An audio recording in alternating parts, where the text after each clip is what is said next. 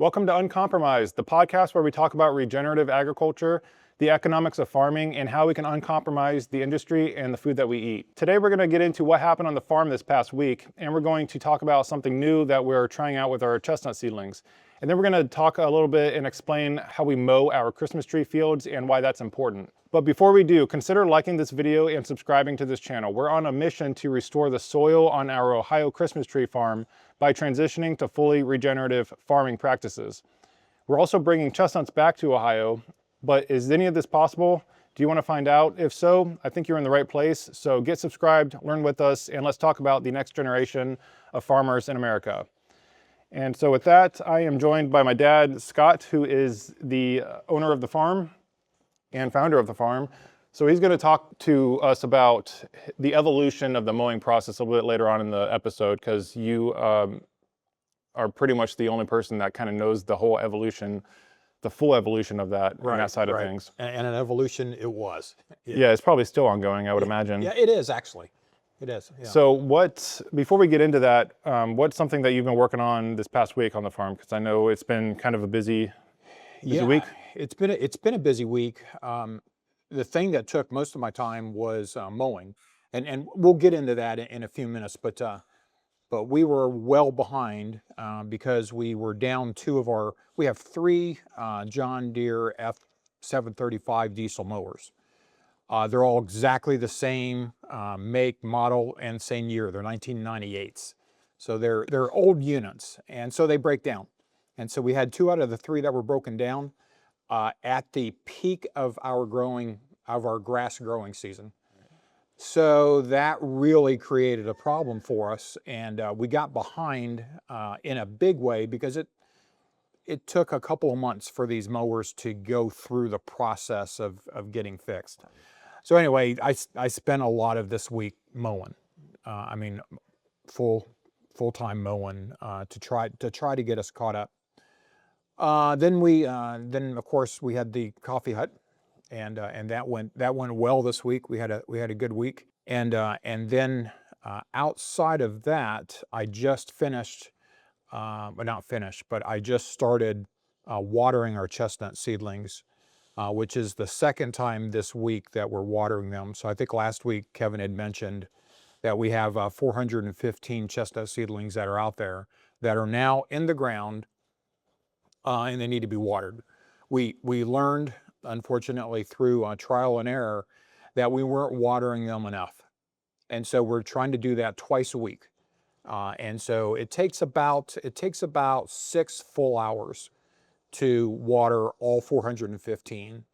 And so last year, before we made that discovery, we were watering them about every 7 days. Right. Yeah. Once a week. We were giving them about the same amount of water, but we were only doing it once a week. And then once the fall hit, and I would say we watered up until around October, the end of October. But then November, December, January, and February, we didn't water at all. And of course, you know, logically, you're not going to water when it's below freezing and that kind of thing. But I think we started late watering. And so as they were coming out of their dormant season, we had a very dry April, as you know. And so they didn't get the water that they needed. So we were watering in April, but we were only watering once a week. And so we just did more research to figure out this is the problem we're having. What have other chestnut farmers done? And the preponderance of the big problem that people really fail to do is to water them frequently enough. And so that's what we're trying to do. And if we need to water them 3 times a week, we will. Like we got that 4 inches of rain Wednesday a week ago, and that really helped. And so we expect some rain on Saturday, Sunday, tomorrow night, Sunday morning. So I'm hoping we're going to get some of that, but I still have to get out there and finish. I only got half of it done because I didn't get started till about 2, well, almost 3, about 3:15, I guess it was. Because I stayed with the coffee hut most of the day today. Kevin, he took his daughter to go visit grandparents down in Florida. And well, they're going to Florida. They're actually out in Arizona. So I stayed in the coffee hut most of the day to try to get that done. He was in there for a little bit of time so I can go get the muffins.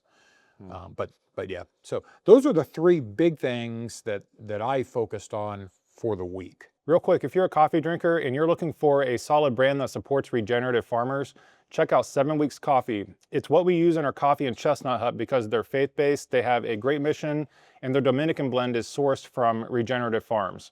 They do not sponsor us, but because we use them in our coffee hut, we have an affiliate link that we can share with you guys. So if you use our discount code ADVENT, you'll get 10% off of your order, or you can also use the link that's in the description below. It's a great way to support our channel and our farm. You get a discount on great coffee and we get a kickback, so it's a win-win. And the coffee hut, so we had a pretty good week compared to like usually how we perform during the work week. Right. Do you think that, I mean, I wonder if that has to do with this past week we had like really nice weather. I mean, it was sunny all day and then we had like 75-degree temperatures. I wonder if that has a lot to do with that's a great people coming out. Great question. I don't know. We also this week we were at we went to a place on Tuesday, West Milton Library, and that was not good. It didn't go well. We actually had no customers, 0 customers. Yes. And that was one of their busiest days of the week. Tuesday and Wednesday are their busy days, Tuesday morning in particular. So that was unfortunate. So we lost that whole day. That was at the library, not the usual spot? Right, that was at the library. Okay. And then yesterday we had the opportunity to go back to Mantra Spa, which is off of Taywood, right there across from Planet Fitness and over here in Englewood. So we were there for the day, and that was an okay day. We did okay. But Monday and Wednesday at Abbey were terrific for us. And I think you're right. I think the beautiful weather had a lot to do with it. Today was kind of normal. Usually this is our busiest day of the 5 work days. Usually Friday is our busiest day. This turned out to be second busiest. Or the second slowest, I should say, for the week. So, yeah. I mean, we had a good week other than Tuesday, the bomb we had there. And I'm hoping tomorrow we'll have a good day with the Y. Yeah. So while you were out there in field 7 watering the chestnuts, did you notice any like new growth with the cover crop that we planted in spring? I haven't. I mean, I think we've got a little bit of growth on the south side, which is the most shaded side. But no, I'm not seeing. I'm really disappointed, quite frankly. I'm seeing a lot of hairy vetch, which was a summer cover crop from last year. And of course, we took down the rye, which was the winter cover crop. We took that down for the most part. But hairy vetch is the biggest thing I'm seeing right now. And there's a little bit of buttercup that's in there, which is not something we want. But that's an invasive species that we're starting to see. That's what makes the ground yellow. If you're out there and you're seeing these fields that are just this gorgeous yellow color right now, that's buttercup, and that is toxic to cattle. So that's something that we don't want to propagate out there. Now there's only a few, not very much at all, and it's not like horseweed where produces 10,000 seed that it just is so super invasive.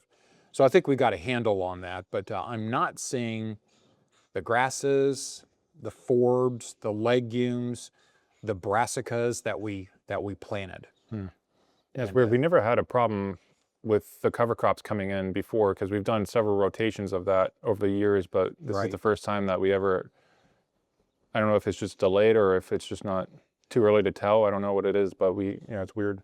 Yeah, I think there's a couple things going on there. One is the winter cover crop, when we crimped it in very early April, it didn't crimp very well. So we could have had that choke out the growth. That's a real likely thing. But I think even more likely than that is we've got such a thick layer of matting. That's the old winter and summer cover crops that are still needing, they're down, but they haven't been completely consumed by the bacteria and the fungus and all that other stuff that we're looking for. I don't know that we're getting the kind of seed to soil contact that our seed needs to have. Now it'll get there, as you trample on it, as we go over it and those kinds of things, it'll eventually get in there. And the seed, yeah, we put it down this year, but if it germinates next year, that's okay too. But I suspect between the two of those things, that's probably the primary reasons why we're not getting the kind of result that we're hoping to get by now.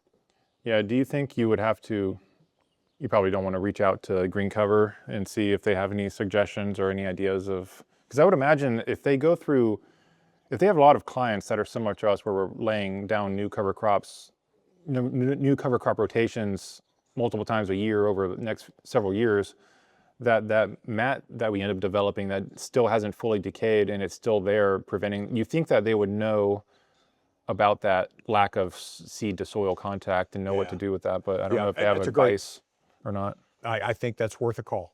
Yeah. I can call on, the guy that we've been working with and get his thoughts on that. Because you're right, they should have seen this a lot. Yeah. And so they might be able to advise us on, hey, just be patient maybe, let it just have time to get that seed to soil contact or not. But yeah, I'll reach out to them, see what they have to say. I think that's a good idea.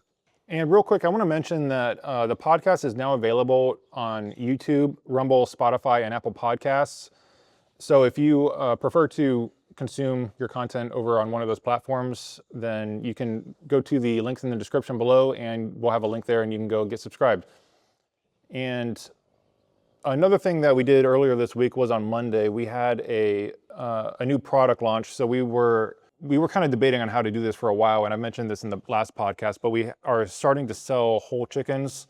So the idea is that we will set up a pre-order online where people can order these well in advance, and then 8 weeks from now, when our chickens are ready, our broilers, we can then eviscerate them and then have them come and pick it up on the same day. So they're going to pick up a whole chicken on the same day that we eviscerate it. So it's nice, very farm fresh.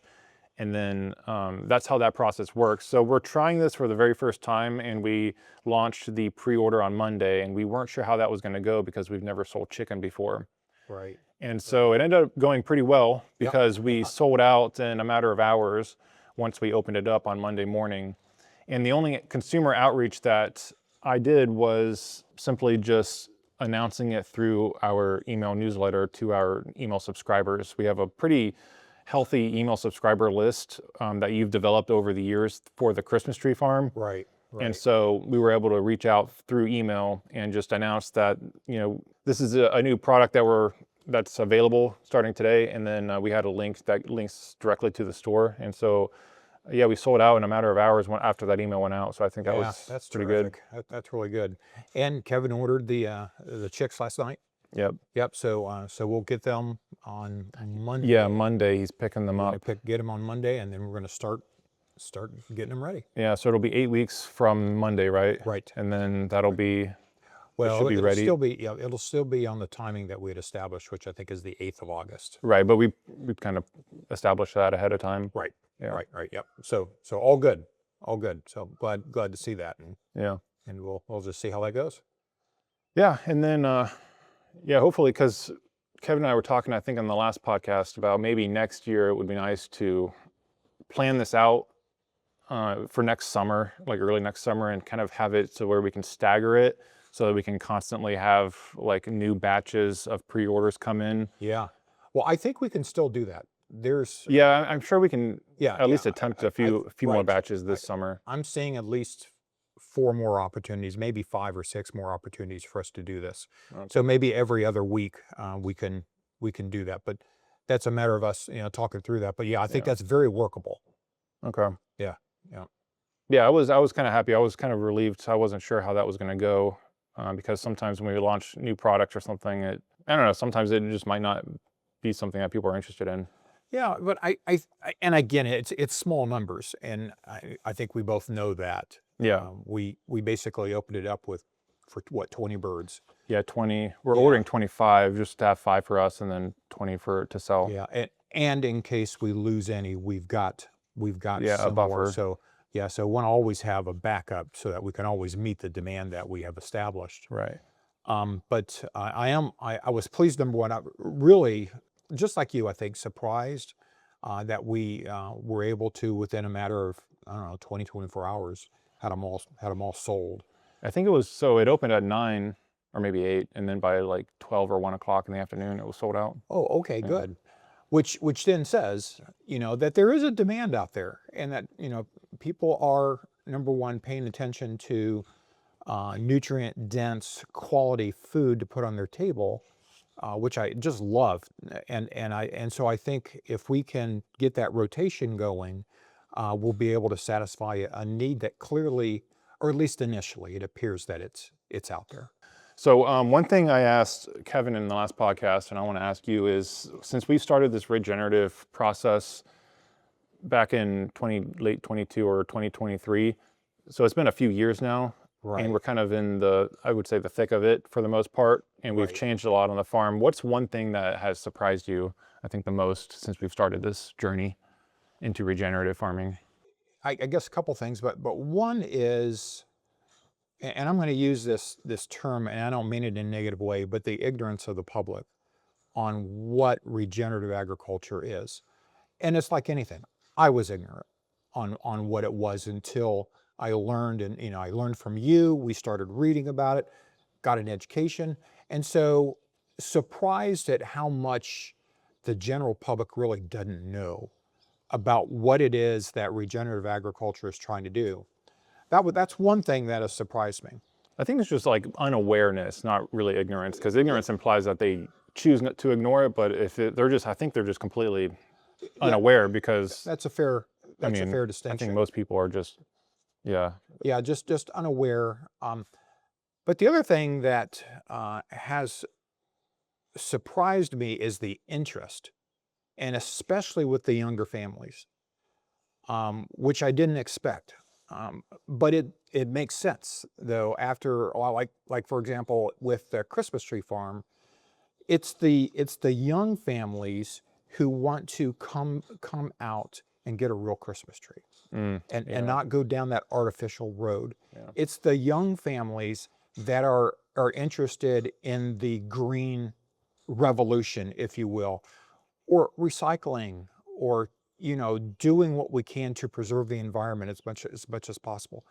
And it's the young families, not that the old families aren't involved, but we see more of the younger families, or at least I've seen, and have been pleasantly surprised, that are the ones that are really interested in what we're doing with regenerative agriculture. And this whole idea about uncompromising our food, and doing what we can locally as local farmers. What can we do? This is not a kind of something that's just in theory, and a lot of people have a lot of good ideas, but nobody's doing anything about it. No, we can take real steps, and immediate steps to help families have better nutrition in their homes.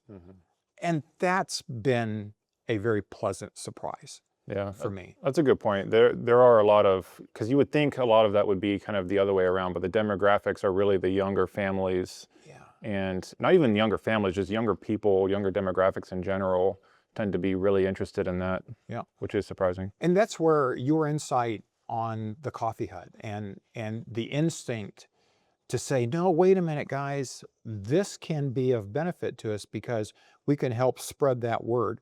And who's the kind of, not the target audience, but the audience that we get in terms of customers that we get the most of? It's young mothers in particular, who are, they're very interested in the fact that it's organic, and that it's regenerative, or they ask the questions. Yeah. What does that mean? And so those kinds of things all are working very much together with one another, and reinforcing.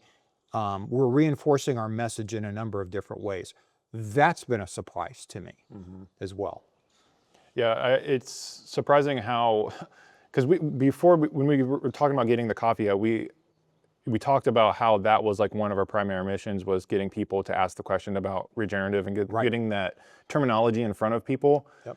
And I'm surprised how effective and efficient that has actually turned out to be, because I was expecting that might be more of a hard nut to crack. Yeah. Because it's kind of a weird concept, but it ended up being very like it kind of just people just ask the questions themselves. Like we don't even really have to initiate that conversation. It just happens Yeah, yeah, yeah. on a very regular basis. Absolutely. And I think the last thing I would say that has been striking for me is actually how much literature there is, and farmers who have who we're standing on their shoulders in terms of they've laid a lot of the spade work for this thing, and we are benefiting from that. You know, we talk about Joel Salatin and Alan Savory and Gabe Brown and so many others that are out there that have done the heavy lifting on this, and were wise enough to publish so that folks like us can read and get and just advance ourselves so much more because of what they've got out there. That's been a real pleasant surprise. Yeah. And we've taken full advantage of it, as you know. We still make mistakes, and we make big mistakes, you know, but that's okay. Yeah, it's kind of a double-edged sword for me because I feel like we have all this incredible knowledge from Salatin and Gabe Brown and all the whole, you know, there's a good list of farmers that have been doing this for decades and decades, and they have so much wisdom that they've published, and it's out there in the form of books or even like website content of some kind. But at the same time, like that like limited is probably under 10 people that I can list off outside of those like 5 to 10 thought leaders that everyone knows about. It just feels like once you get beyond that bubble, it's just completely barren, and there's like nothing else out there, which is weird because if you take any other subject out there, I mean, it's just, especially on the internet, it's layers and layers and layers deep of knowledge in different forms. But when it comes to this farming, you just have that initial bubble of thought leaders, and outside of that, it just kind of like, it's just barren and there's not a whole lot. Yeah, that's a great point, because that's true. I mean, because I'm thankful for those initial thought leaders, but I'm also like, if it wasn't for them or if all their content just got erased somehow, we would have nothing. Like there's really I don't know where to turn to if it wasn't for that. Hence the reason why you're doing a lot of what you're trying to do is you're trying to fill a void where, we don't have the answers, but we're willing to. We're trying. Yeah, we're trying, and we're willing to share our mistakes and our advances. You know, what the things that have worked and the things that don't, so that others can benefit from it. So I appreciate that. I think that's a good point as well. Yeah. Yeah. All right. Well, one thing I want to talk about today is we have in our parking lot out here, we have a bunch of metal fencing stakes, a big pile of those, and then we also have a couple spools of hardware cloth. I think that's what you call it, or some sort of wire mesh. It's a field fence. Field fence is what it is. Okay. Yep. But we're kind of using it as if it's we're going to use it as like a little fence that we're putting around every single one of those 415 chestnut seedlings in field 7. Right. So I want to talk about that and kind of go over the purpose and how we're going to install those. Okay. If you can, and also like when we're going to start doing that, because I think that's kind of one thing we're getting ready to do. That's exactly right. That's exactly right. So what is like the purpose? Let's start with that. Yeah. So the big idea is we're putting these chestnut seedlings out there, but of course chestnuts, like many other wonderful trees that exist in our environment, cattle love to eat. And so if you don't, and deer and other wildlife, if you don't protect them, then they'll just get consumed. I mean, they'll just eat them right down to the nub. So the whole idea here is that we get the seedling, we put it out there, we put it in a tube, a grow tube basically, and we talked about that in terms of it's helping kind of create a greenhouse effect, help them grow a little bit faster. But all that has is a wooden stake, and cattle love to rub. Yeah. So it does prevent the leaves, the foliage from coming out at a level where the cows will eat it, because it forces the tree to kind of bloom out 7 feet above the ground, which is above the feeding height of a cow. So it protects it in that way, but it doesn't offer any physical protection when the cow comes and tries to knock it over. Now for the deer, it's perfectly legit for the deer. Yeah, I guess the deer is a better example of that. Yeah, because they're not going to rub. Yeah. But they also are not able to reach it. Yeah. And so, there's 3 of them out now, the American chestnuts that we planted. 3 out of the 10, they're well above the tube. 1 of them but the deer can't get to them. So it protects it from the deer, protects it from rabbits, protects it a little bit, I think, from mice, but in the wintertime, not so true.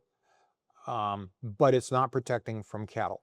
So as we have also discussed, one of the key things in terms of regenerating the soil is to have livestock out there that can help to force this seed, grass seed and so forth into the ground, among other things. But again, they love to rub. So what are we trying to do? So what we're doing is we purchased a bunch of 7-foot T-posts. They're iron T-posts, or at least steel anyway. And we're gonna put 2, one on either side of the grow tube. And then we're gonna have a 2-foot in diameter fence, field fence. And so what I'm gonna do is I got 330 feet of field fence in one roll. And we'll just cut those up.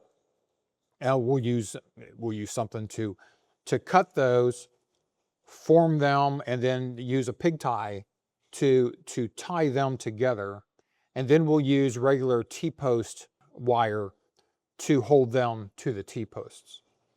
So our plan, if this works out right, because we haven't done it yet, is I'm going to make a couple of the 2-foot diameter fences, get them made because they're just going to be in a circle, and then figure out exactly what that distance is for the 2 posts. Then we're going to go out and we'll put the posts in, put the 2 posts in the ground and have all that done. And the way we can do that, there's 2 ways we can do it right now, and I think that would be efficient for us.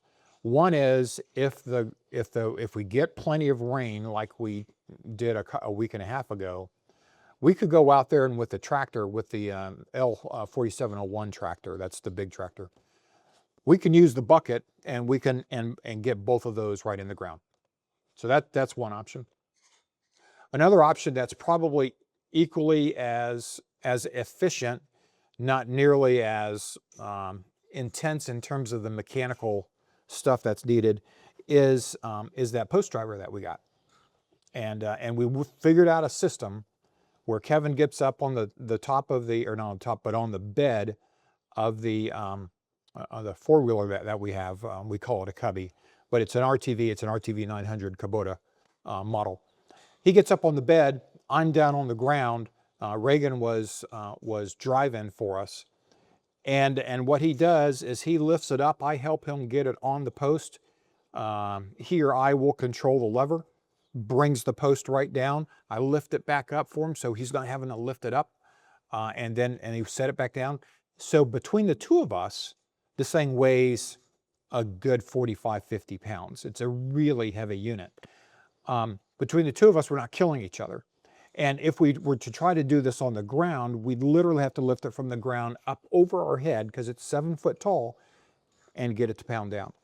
So that's what we did with our wood T-posts that we were putting the tubes around. And now that's what we'll do. I think if the other one doesn't work, or if we find this is more efficient for us, we'll pound them in that way. How do you know? How do you know when to stop if you're using the T-post driver? That's going to be that's easy, because on the T-post there is a kind of a spade looking thing at the bottom of it. So it's about, you got maybe 6 inches of post. Then you have the 6 or 8 inch, I don't know, I'll call it a spade, but it's a piece of metal that goes down into the ground and makes it very firm. Right. We only need to go as far as that down in the ground. And so that's an easy way to tell. So every post has a marking on it. Yeah, it has a marking. Yeah. Okay. Yeah, that we're going to use. And then once we have those in, then we'll drop in the round field fence, tie it all together, and we're done. Now the question is, what happens if next year you have to get in there and replace that seedling that died? Mm-hmm. And that means we'll have to disconnect, and the posts don't come out, but we just take off those. There's ties that hold the fence to the T-posts. We take those off, and then we can get right in there. Yeah. So it's going to be a bit of a pain, but it's not too bad. Well, we just have to water them and make sure that none of them die, so we don't have to do that. Exactly. Yeah, exactly. But we want to go ahead and get those in place. We're only doing a third of the trees this year, a third of the trees next year, and then a third of the trees the last year. Okay. Hopefully by then, and again, we were expecting that we would have had 2 years of growth on these trees now, with this year being the third year of growth. But the vast majority, not the vast, all of them died down to the bottom with the exception of 3. Died down to the bottom. And so we've replaced all of them. So we've got good growing seedlings in there now, but we lost 2 years of growth. Mm. So that's what we're trying to do. And why are we shooting for now, next year, and the following year is because that following year, so this would be 26, next year 27, and 28, we hope to put cattle out there. Yeah, so we don't need them until we put the cattle out. Yeah. Right. So we want to have that done so that we can rotate that we can do rotational grazing all the way through the 17 acres that we have out there, and not just the ones where the seedlings are. And again, a reminder, why do we even put those in? The primary, well, several primary reasons, but chestnuts are going to give the shade that the cattle need. And that's super important. I don't want to get anything out there that we don't have shade for. And if we have to get we may have to make a mobile shade device, something to give them some shade. Yeah. As we go forward until these trees get big enough. So at what point in the chestnut life cycle will we take those fencing, all that fencing and the gates down, if we do at all? Yeah, that's a great question. So the tubes will come off when the seedlings are tall enough that deer won't damage them. So that's when the tubes can come off. When is that going to be? Probably good 5-6 years down the road. The fencing won't come off because remember now, those tubes, the one beautiful advantage of the tubes is they promote rapid growth of the seedling. When that happens though, you don't have a sturdy tree. So as that sapling is developing, you don't want the cattle rubbing on it until it's strong enough to withstand that rub. Mm-hmm. So that fencing is going to be there for a while, a good probably 10-15 years. Yeah. Because at 15 years, it may be about this big. Yeah. Okay, that's what I was going to ask. Yeah, they don't grow that fast. Some of them may, but they're only going to be 6-8 inches in diameter. Okay. Well, it's a good thing they're made out of metal, so they'll last that long. Right. And that's the reason why we went that route. Yeah. You can do it a number of different ways. Yeah. But that's why we went that route.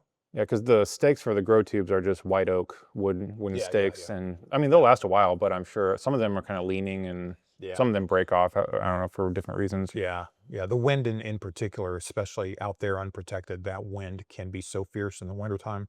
Yeah.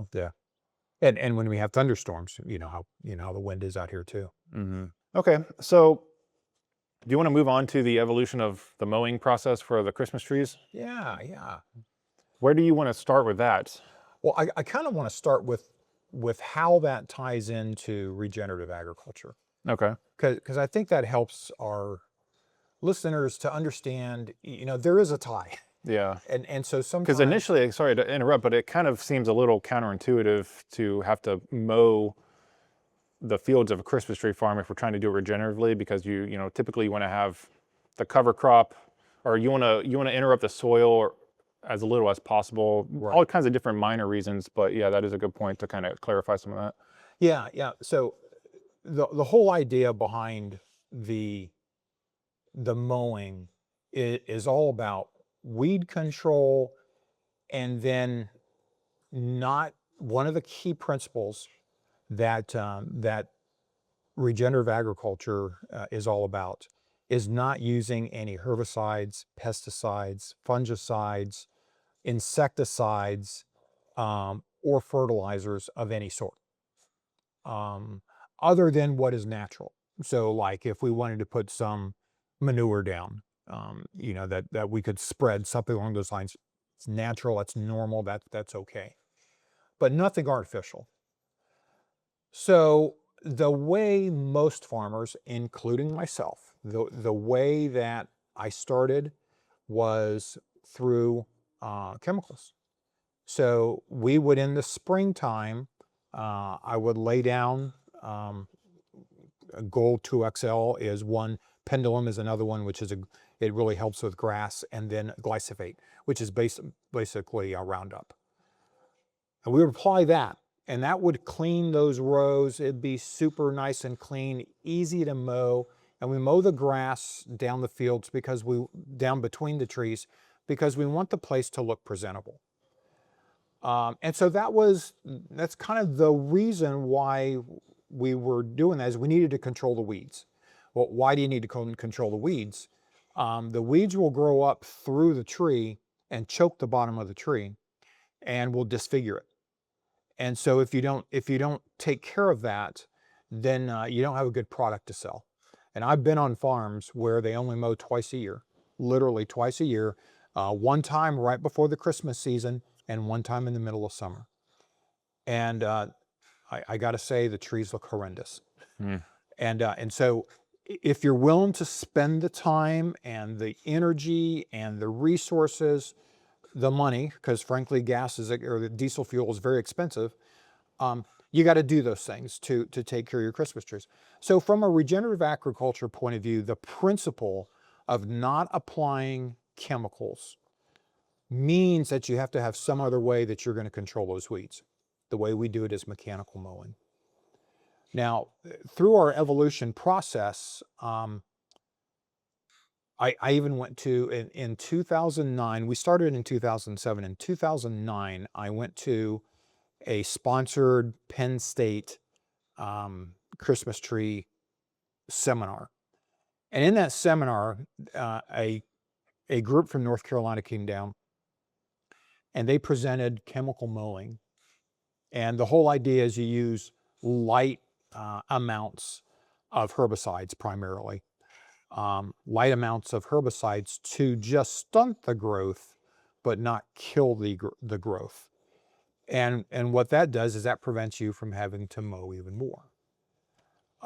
Didn't buy into that. I tried it a couple years, and I used some really small doses. And I spoke about this one time before, we only used half the dosage that it recommended that you use, and I only used half of that. And then here I used just a half of that half for the chemical mowing. But it just ate me to think, I'm putting chemicals down, and I can't drink our water here because of chemicals, Right. the nitrates that are in there. So this just was rubbing me very, very wrong. And then the whole regenerative idea really, really hit home about how we can actually do this and not use chemicals at all. So in 2023, we went completely away, cold turkey, eliminated. I got rid of, properly disposed of every one of our chemicals, and which forced our hand into figuring out a way of making it work, and it's mowing. But since the very beginning, since 2007, when we started the farm, we've always mowed. And so because I wanted to have a pristine looking place that people can say, those people take care of what they're doing. That, it gives you a sense that we care about our trees, because we do. So we did start the mowing process, but it didn't become such a critical thing as it is now until 2023. So, 2007, when we planted our first trees, to 2023 is a long time. It's 16 years. So that was a long time of putting chemicals down, but mowing at the same time, because I wasn't using as much as I needed. So what is our evolution? Because I think that it may be interesting in some cases, but it was all done from a financial point of view. What is the most effective way that we can mow with the resources that we have? And if you remember, when you were still here, didn't have a lot of resources. And one of my operating principles was, I'm not going in debt. No debt. So we still no debt. We don't owe anybody anything. And for the whole time we've had this farm, we owed nobody anything. And so that was my operating principle, which meant I'm going to have to start with, and we started with a 1950 Ford 8N, which we still have, and I still use to mow. Yep. We started with 8, and when I bought that thing in 2006, we still lived there. We were living on Wright Pat Air Force Base at the time. When I bought that, you and I went to get it. Yeah, I remember when you bought it, going to Remember the that? farm. Yeah. Yeah, went to a farm, and there was 4 things that we got from that. We bought the tractor. What came with it was a finishing deck, which I still use today, a blade, and I have since gotten another blade, and so I gave the blade that we had gotten, I gave it to our pastor. He could use it on his farm. And then we got a brush hog. And so the way I mowed from starting in 2007, field 1, we had 3,000 seedlings that we put in the ground. They were on a 6 by 8 foot spacing, which means if you do the math, 6 by 8 is 48 square feet, 43,560 square feet in an acre. Do the math, 907 trees that we can put on an acre, minus the service roads and all that kind of good stuff. And so we ended up putting about 890 trees or so per acre. There's 3 acres out there, so we put 3,200 trees out there that first year. Well, we needed to mow between the rows because we planted them in early spring, and as soon as the spring rains came, man, the weeds started growing. So I initially thought, well, we can use the finishing deck, but remember, it's a 6 by 8 foot spacing. Finishing deck is 71 inches. So these are not perfectly straight rows. So if you have any error, the deck is going to mow over some trees. But I had a 5 foot brush hog. So I put the 5 foot wide brush hog on the back of the Ford 8N tractor, and we can easily mow. Not a problem, knocked out the weeds, and everything was good. The problem with that is, and I knew this going in, that as the trees started growing, that tractor has a wide wheelbase. And so we're not going to be able to mow between those rows forever. And by the time 2010 came around, we were at the point where I couldn't get my Ford 8N down. What I did was I built, and my brother Kenny helped here, we built these wooden panels that we actually put onto the tractor. These wooden, there was always horrendous looking thing. But what that would do is that would go down the trees, and the tires wouldn't roll over the trees as they were getting larger. Because the branches, of course, on the bottom are coming out. The tires would roll over those and break them off. Mm-hmm. So we built this shield that went around the tractor so that as it went down the row, those limbs would be moved away from the back wheels. And it worked not real well, and really clunky and very difficult to put on and take off and all that kind of good stuff. But we did that for a couple years too. And so finally we got to the point where we realized we have got to have a smaller wheelbase tractor. And like I said, I knew that was coming. I didn't want to go to like a 6 by 9 foot spacing, which is 9 feet between rows, because now you're losing money, because you could have easily planted, smaller spacing. So we ended up getting a Kubota L2500, which has a 35-inch wheelbase. So that means the back end of the big tires is 35 inches from one end to the other, from side to side. And then, so the tractor is no longer giving us any problems, and it could handle the 5 foot. The finishing deck? No, not the finishing deck, the brush hog. Oh, the brush hog, okay. It could handle that. So that worked for... Oh yeah, that's the one that's 5 feet wide, right? Yeah, okay. yeah. So that worked for a couple years. And so that would help us, but then we started having problems with the weeds growing. So I could put the herbicide down, and when I did that, I'd get about 6 weeks of benefit, and then so that would have been in late April. So all of May into the second week in June, but then come that second week in June, through the rest of the summer, we had this real problem. Well, by then I'd gone to that chemical mowing class, and so I said, okay, well, I'll chemically mow those areas. So we got this sprayer, that's designed for Christmas trees, meaning that it has a flexible width to it, and we started spraying and continued mowing normally. Well, that wasn't working very well for us. And so my problem was not mowing down the center of the rows. My problem was weeds all around the trees. So then I thought, well, what can we do here? And I saw an advertisement for it's kind of a weed eater on a mower. So you have this weed eater head spindle with these plastic blade or plastic lines coming out, but it was on a motor.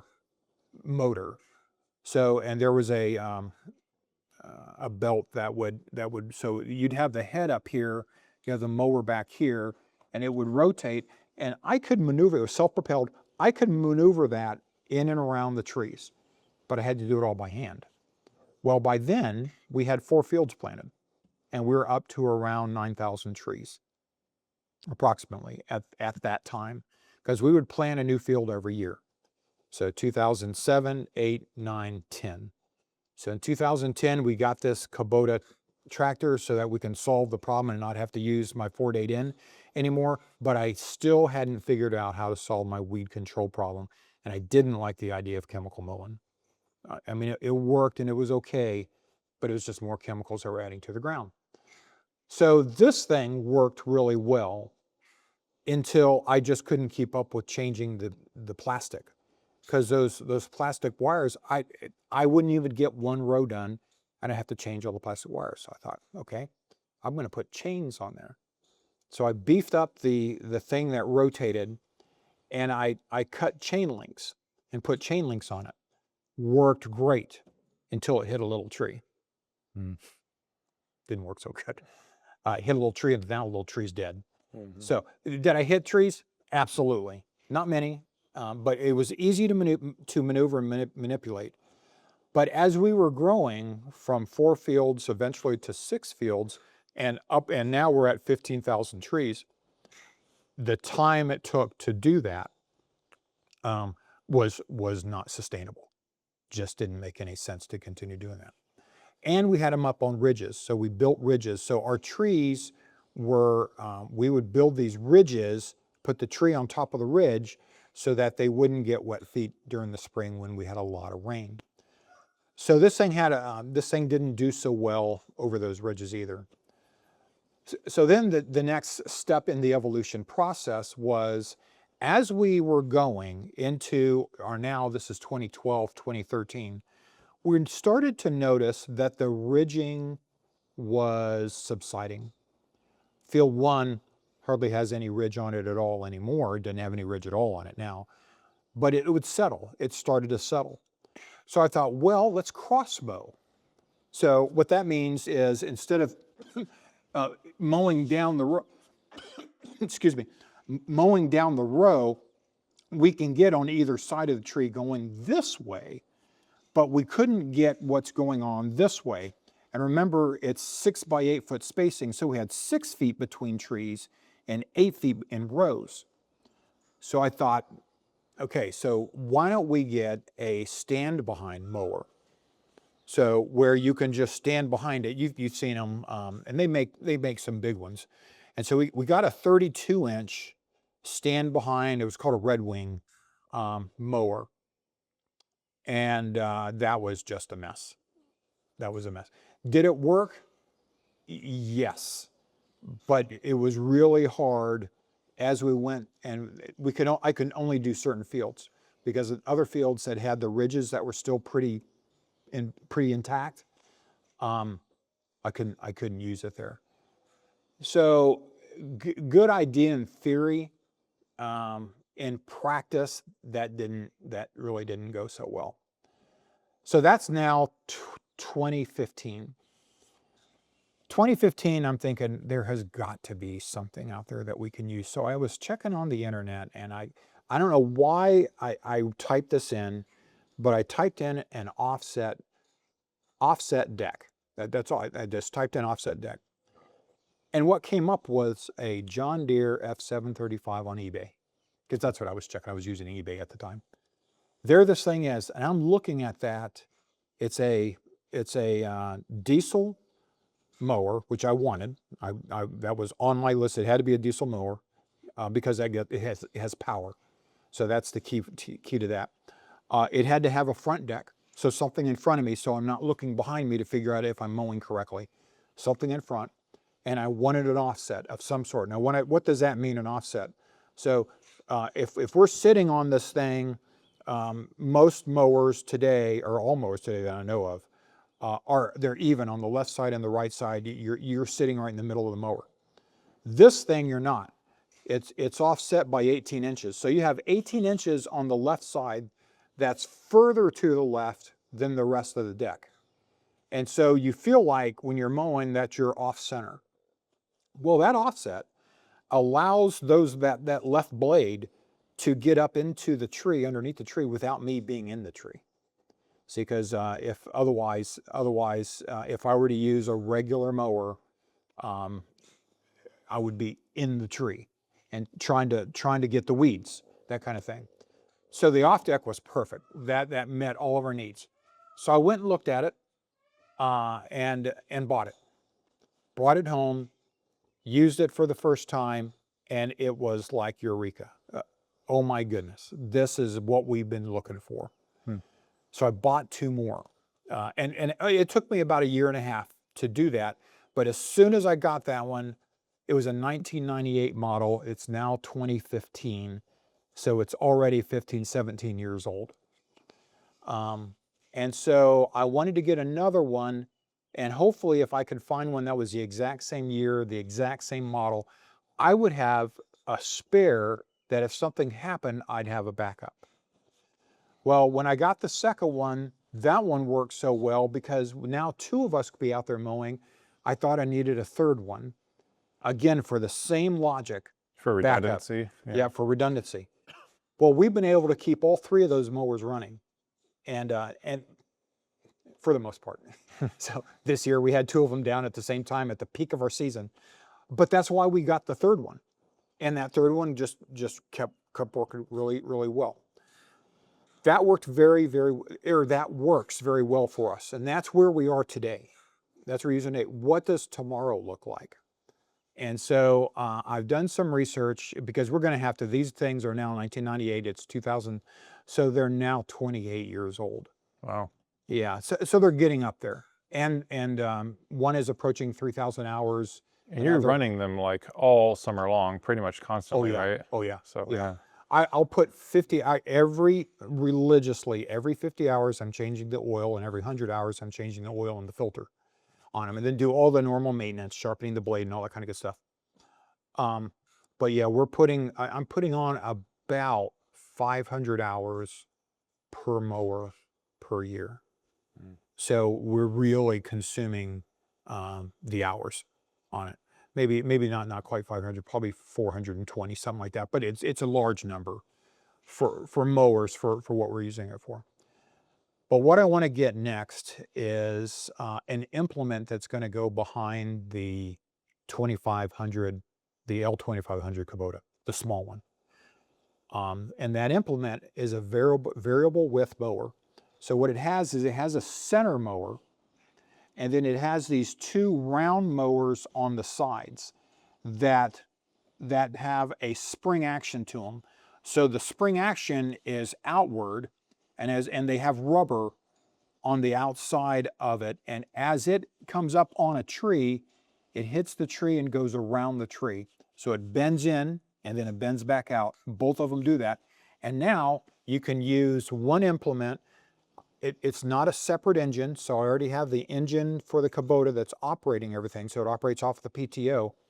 And we make one pass down that row instead of 2. So you're hitting both sides at the same time? At the same time, yes. Okay. Yes.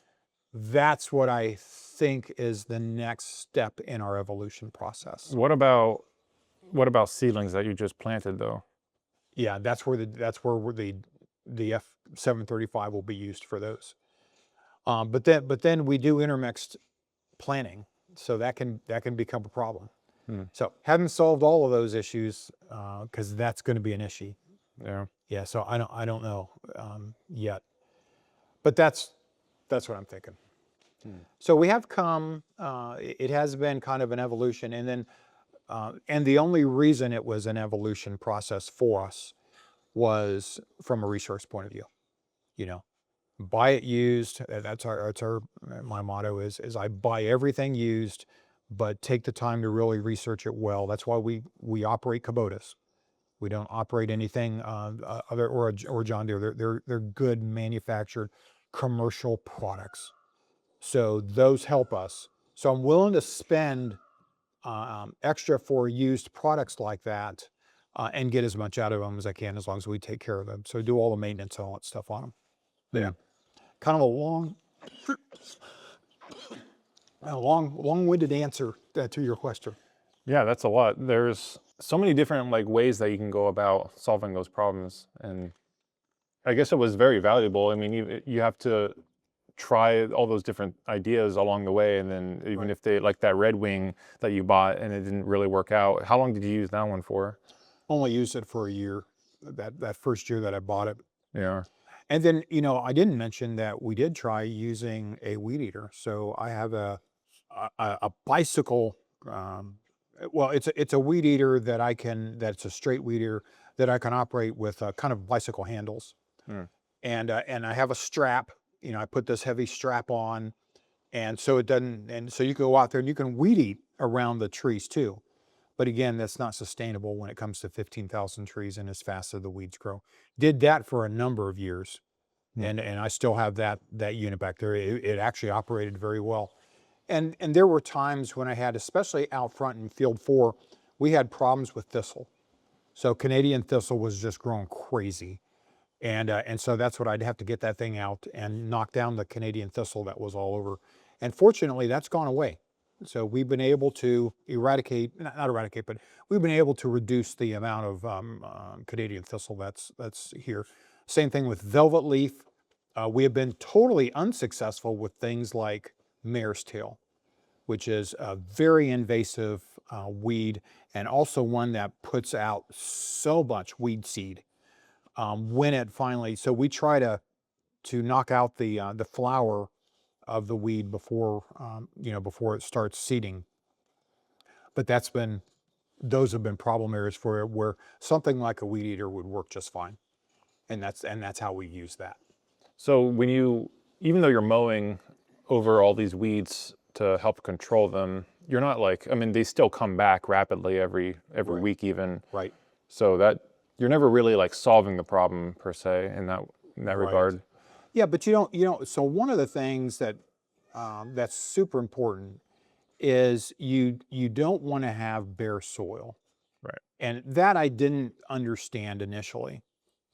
Because that weed control using herbicides would give me bare. They're beautiful looking in terms of, if you like to say, very pristine rows with no weeds growing on them and just grass, that kind of thing. Yeah, great. But that's not how they should naturally grow. And the reason you don't want bare soil is because the soil will get hot in the summertime, and that will drastically reduce or impact your roots. Heats that soil up, roots don't grow. And so it doesn't retain the soil, all that kind of good stuff. So there's a cover crop you always try to want to have on it. So weeds can be beneficial from that point of view because they provide that cover. We just got to control them, not necessarily kill them. And so that's where that comes in. And then what I'm seeing a lot of out there right now is clover, and just loving that because clover is good stuff. So it helps with nutrition and stuff like that. And Yeah, I know we talked about I think it was before we hopped on the regenerative train, but we talked about potentially adding clover to the fields and maybe just trying to replace basically the grass and everything with that. I forget the particular type of clover, but it was white clover. White clover. Yeah. And then that way you don't have to mow nearly as often throughout the year. And then the idea was that it would overtake most of those weeds in theory anyway. Yeah, that's true. But there's problems with that too. Yeah, there is. There's problems with all kinds of things. We ended up going with grass. So I would plant. So after we would go in and we would plant our initial crop of Christmas trees, I would go back in and I would seed all of that with grass seed. Oh, so you did seed with Yeah, grass? I did. I started in field 4. I did not in field 1, and I did not in 2 and 3, but in 4, 5, and 6 I did. And then after I had done those and seen how well that took, I seeded 4 and 1 and a little bit of 3. 3 is probably my worst one in terms of having seed or weeds everywhere, but for the most part, it's grass with weed growing in it. But the weeds are around the trees because that's where the soil was disturbed. And anytime you disturb the soil, all that seed and there's tons of seed in the soil. Anytime you disturb that soil, then there may be the conditions that are properly created for those seeds to germinate, and they do. Did you plant was it like a basic Kentucky grass that you planted? Yeah, no. How did you decide? Did you have to go through like a process of deciding what type of grass to put in, or did you just? Yeah, but I went to an expert. So I went to Ebert's, which is it's a seed company in Covington, and I went and they do corn, soybean, all that kind of stuff, but they also do grasses. And so I went in and talked to them about what it is that what I'm trying to do, and I need a good hardy grass that can withstand traffic. And so they had a very specific mix. It's a fescue mix of sorts and some Timothy grass and stuff in there. But it was a mix that was for the very kinds of things that I was looking for. And that's what I bought. Yeah. Yeah. And that has worked very, very well for us. Have you replanted that at all, or is it just that one time you planted and it's just been? Yep. One time. Yeah. Yeah. Because it looks, especially like out there, I mean, I get that must be a very durable type of grass because right there we get a lot of that foot traffic, especially during the Christmas season. Yeah. And by the end of December, it's usually kind of dead out there and it's all just pine needles. But then by spring, it's back to normal. It's kind of amazing. Yeah. I know when I think of like weeds and pristine farms that do it really well, I think of what's it called? Timbuk Farm. Timbuk over in Columbus, because they have those immaculate, pristine fields of Christmas trees that don't have a single weed in sight. Right. And it's just perfect. But they also, I mean, they do that through chemical control. Right. So they do it very differently than we do, but their farm does look really, really good. I can see why they like to do that. Yep. It's appealing to the customer too. Yeah. Quite frankly, and they grow some super trees, but lots of even their trees are just, every single one it's like a clone of the one next to it, and they're perfect. I don't know how. Right. So I don't know how they get their trees to be so uniform. Right. I mean, I kind of understand how they get their grass and their weeds under control, but the trees themselves are so perfect and uniform. I don't know. Yeah. That part of it is still kind of a mystery to me. Yeah. They're doing something right there, but just not the process that we want to use. Have you, because you go periodically throughout the year, you go to these Ohio Christmas Tree Association meetings. So Christmas trees, believe it or not, do have associations too, which is kind of funny. But so you're a member of one of those, the Ohio one, and you go to those frequently. I mean, it's just a group of other Christmas tree farmers in Ohio, so I would imagine that you can probably brainstorm a lot of these problems that you're having when it comes to mowing, and like what kind of equipment you can use to get in between those trees and the rows and stuff. So has that been a good resource? Have you been able to find other ideas or bounce other solutions off of other farmers using the association? Yes, not necessarily for mowing, but the association has been tremendous in terms of networking, because there's so many other issues that you wrestle with. What's the point of sale system that people use, and what's the marketing strategy that you use, and what's the strategy that you use for how tall the trees get, and there's so many things. How do you shear your tree and trim it, and techniques and all that kind of good stuff. The association is very, very good about that. The members are very open. They embrace new people trying to get into the industry, understand how hard it is to do that kind of thing. So yes, where there makes sense. Sometimes I feel that I will try to do something that is against the norm a little bit. And not that you would get any pushback from it, but there's not a lot of experience going outside of the norm. Mhm. And so that's where like the reservation system came into play and those kinds of things. Because we had a problem, but there wasn't a solution out there from within the industry Mm. on how to solve that problem. That was a tremendous demand and not enough supply, and we were overcome with customers in 2018, and we had to come up with ways. So yes, the association is very, very helpful and beneficial, and sounding boards are there with people who are very seasoned in the industry, far more than I'll know. And so that's helpful to us, but not always helpful. And so in things like the mowing, I did not know of any other way that would kind of solve the problems we were trying to go after. But there's other areas where they have just tremendous help. I'm surprised that mowing isn't something that's Most farm brought up more. we'll mow our fields 13 times a year. So, and I've done the math. We know I record every time we mow. I record. So we actually mow the whole property all the way around 13 times a year. That's way more than anyone I know. So what's the norm? What do most Well, Christmas tree farmers do? most will be around. Some will be as low as twice a year. Many will be in the middle, more towards about 6 mows a year through their property. Why? Is expensive.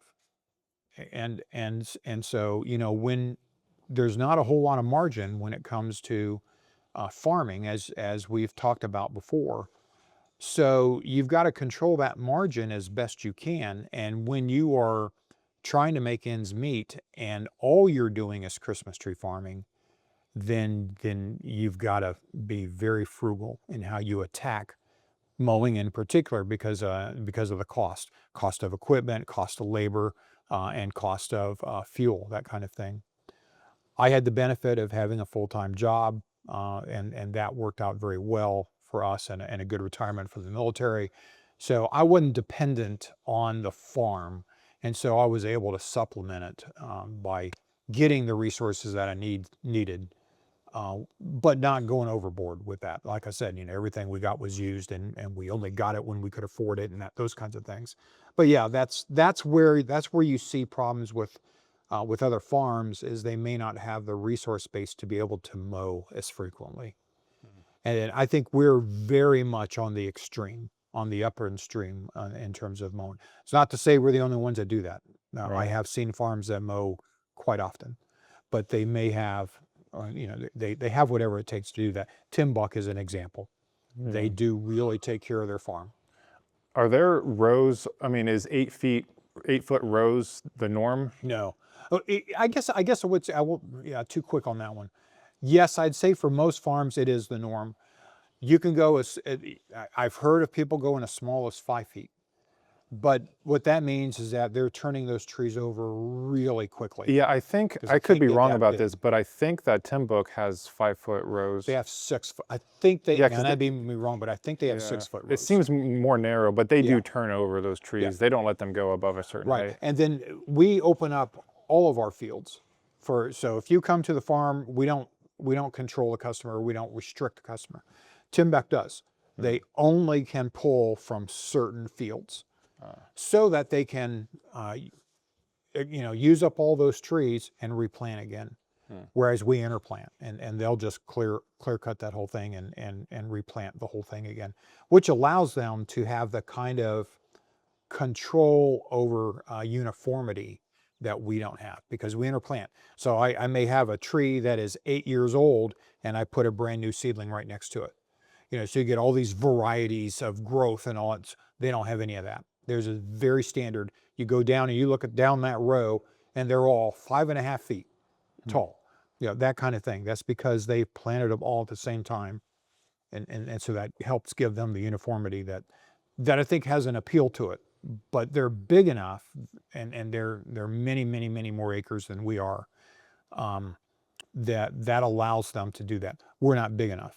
I couldn't sell out of field 1 until it's completely done and then go back and replant it. I would lose too many opportunities to grow trees again. Yeah.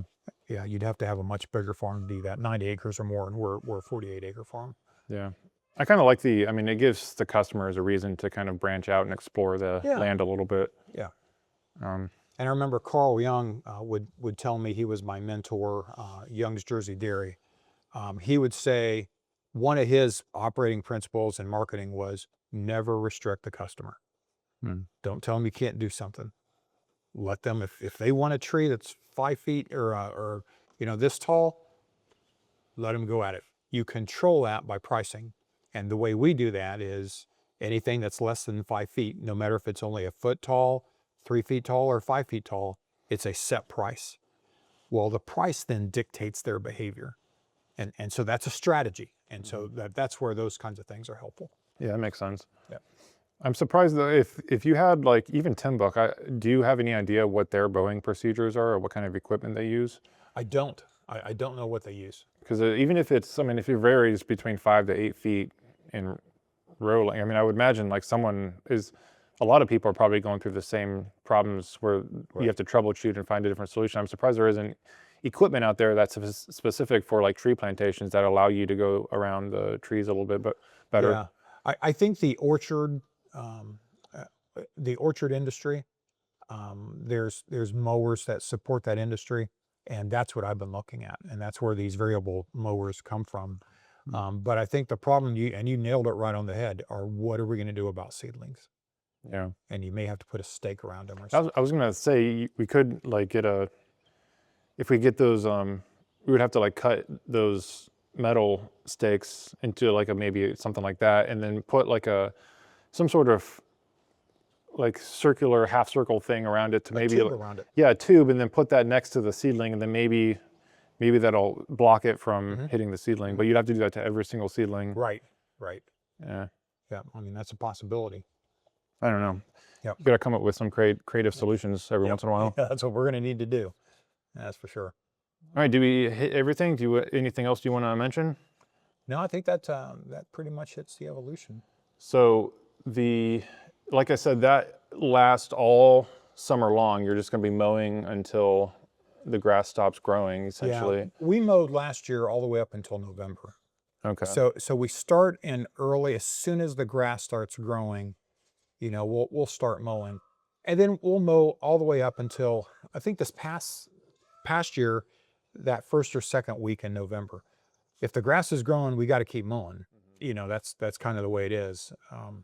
So it just depends on how warm that fall is. Yeah. Yeah. So mowing is a big chore, a big step in the year-long process. If you look at this on a timeline of a year and what it takes to run a Christmas tree farm, mowing is a big part of that.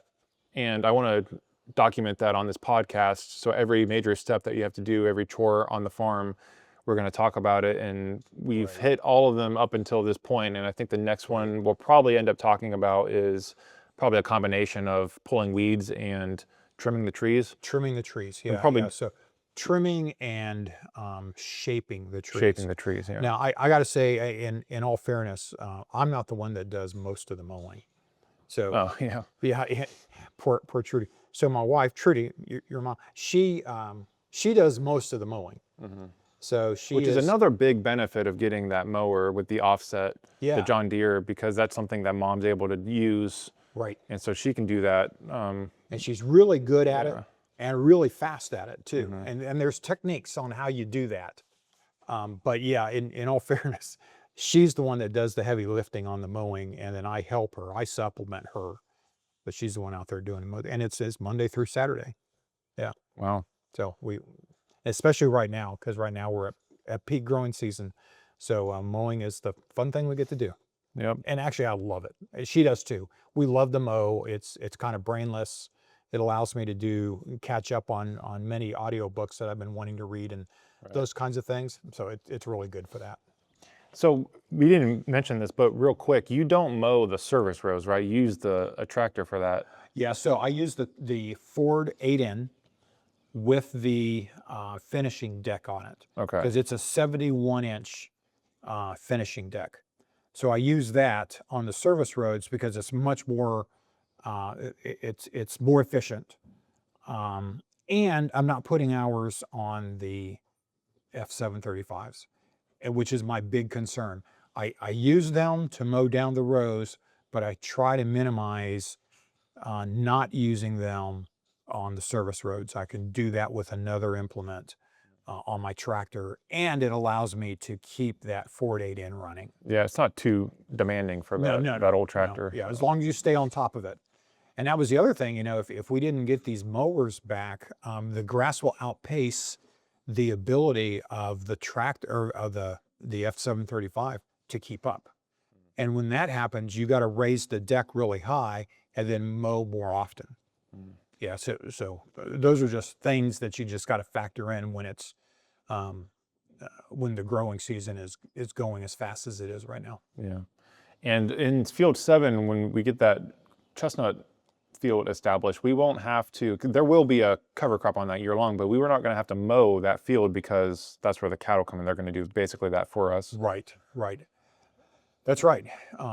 I say that right now, but I mean there may come a point where it's outpacing, but we'll have to see. Yeah. We'll have to see. No, in theory, you shouldn't have to mow. And in fact, you don't want to. You want them to be able to clip it down. And so that's where the rotational grazing becomes really important, because we have to have the right number of cattle in that rotation. But as we rotate them from one paddock to the next inside that 17 acres, they should take care of clipping the grass and the forbs and the brassicas and all that kind of good stuff, like legumes, down to a certain level without hurting. And then they leave that paddock, it regrows. By the time they come back, it's healthy enough that they can clip it all off again. Yeah, so that's, in theory, that's the idea. And we shouldn't have to mow it at all. Yeah, but we'll see how that goes. I mean, who knows? We might run into all kinds of issues and have to come up with creative solutions to that too. Yep. All right, well, that's it for today's episode. Thanks for sticking around. And if you made it this far, go ahead and like the video and hit subscribe if you're not already. And we'll see you guys in the next one.